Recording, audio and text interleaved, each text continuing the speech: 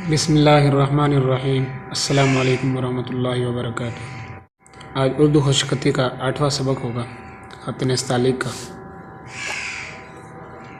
साद की तख्ती चल रही थी, आज हमने लिखना है साद आइन से।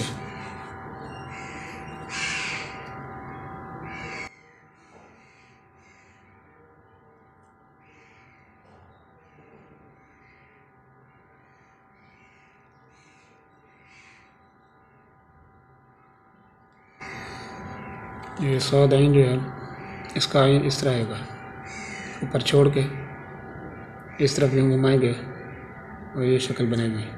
फिर देखें, ये है असल में आइन।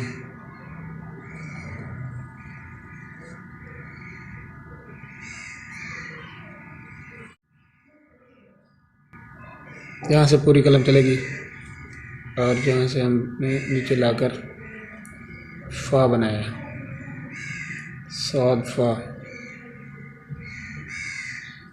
तो ये फ़ा जो है ये पूरा खुला हुआ है। फ़ा को दरमियान में इसको बंद नहीं करना, मतलब ये है कि इस तरह इसकी आँख नहीं फोड़नी, यूँ नहीं बनाना। दरमियान वाला फ़ा जो है वो हमेशा खुला रहता है, इस तरह खुला होगा।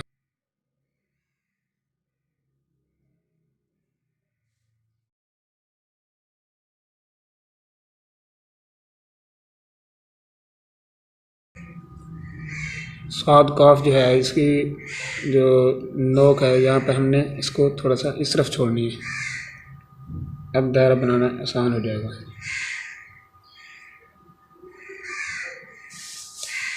अब देखें साद काफ कैसे बनाया हमने। ये इसको इस तरफ छोड़ेंगे, इस तरफ छोड़ेंगे तो अब देखें, अब ये दायरा बनाना आसान हो जाएगा। इसकी दायरे की जो शक्ल है, समझें कि इस तरफ गहराई है, इस तरफ मोटाई है। यहाँ पर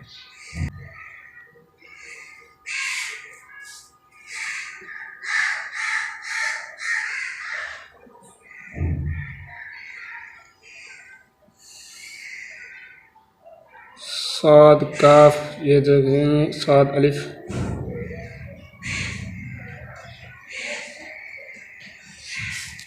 ये साद अलिफ बनाया। साद अलिफ बनाने के बाद यहाँ से कशिश ली, इस तरफ बा होती है, बा बनाएंगे।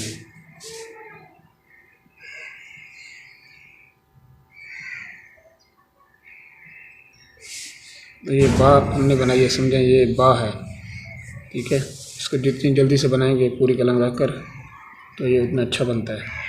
सांस रोक कर बनाना पड़ता है। ठीक हो गया साद अलिफ सौ। यहाँ से हमने इसको काफ की शक्ल देनी है और फिर हम लिखते हैं साद काफ साद गाफ बड़ा। यहाँ पर जैसे हम छोटी बा या ता लिखते हैं वैसे लिख देते हैं। तो ये जो है ये शक्ल है। पहले इसको अलिफ बनाना है, पूरा पूरा अलिफ बनाना है। अलिफ बनाने के बाद इसको लहर के साथ मिलाना है, इस तरह। साद काफ साद लाम, साद लाम में वही साद अलिफ सा लिखेंगे। साद अलिफ सा लिखने के बाद अब दायरे में इसी बात का ख्याल रखें कि गहराई दायरे की बाएं तरफ हो, ये इस तरफ। फिर देखें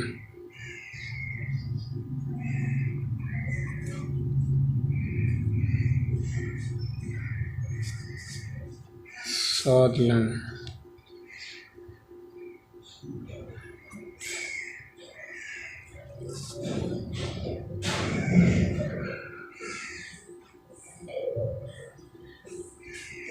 साद मीम में ये जो शक्ल है ये मद की है, इस तरह।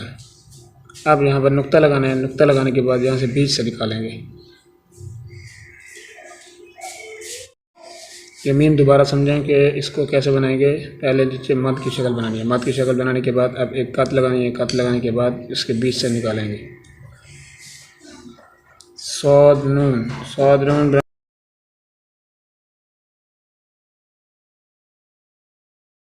ये देखें ऐसे छोड़ देंगे और यहाँ से हमने नून का सिरा बनाना है। नुक्ता बिल्कुल बीच में आएगा, इसको मिला दें, थोड़ा सा साफ कर दें।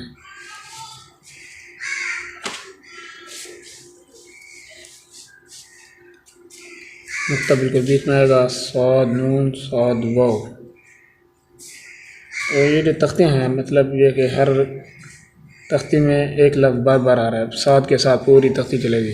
तो ये इससे ये पता चलता है कि साद लफ्ज़ साद को किसी और लफ्ज़ के साथ मिलाएंगे तो उसकी क्या शक्लें बनती हैं। अब तक आपने ये समझा कि साद सिर्फ़ एक ही शक्ल में आ रहा है, क्या कि साद का एक सिरा आता है। अब साद अपने सिरे के साथ हर लफ्ज़ के साथ लग रहा है, ठीक है। इसके बाद फिर ता की तख्ती आएगी, फिर ऐन की, फिर इसी तरह फ़ा की। तो ये एक सिलसिला है, एक तरतीब है। इस तरतीब से कोई पता सीखे तो समझे उसने सीख लिया। साद है। अब बाकी और लफ्ज़ यहाँ लिखते हैं। नीचे ये शक्ल है, इसको यहाँ बनाने के बाद नीचे छोड़ेंगे। अब हम लिख रहे हैं साद के साथ मिलाकर हा को। तो साद के साथ जो हा मिलाई जाएंगी तो उसकी कितनी शक्लें बनेंगी ये देखें।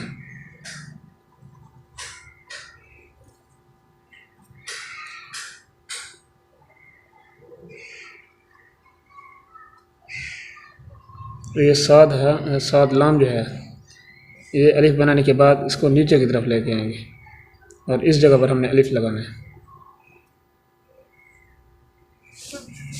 देखें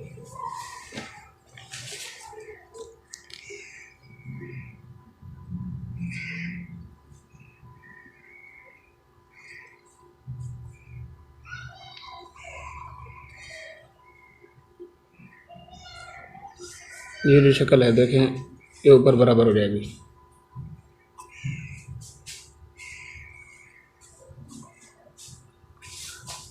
नीचे लाकर छोड़ेंगे और उसके ऊपर अलिफ इस तरह लगा देंगे। से ये आज की हमारी तख्ती पूरी हो गई। तो अगर आप इस चैनल पर नए हैं तो अगर आपने इस चैनल को सब्सक्राइब नहीं किया सब्सक्राइब कर दें। पिछले इसबाग देखने के लिए उनकी लिंक जो है वो डिस्क्रिप्शन में मौजूद है। नंबर 1 से आप देखें।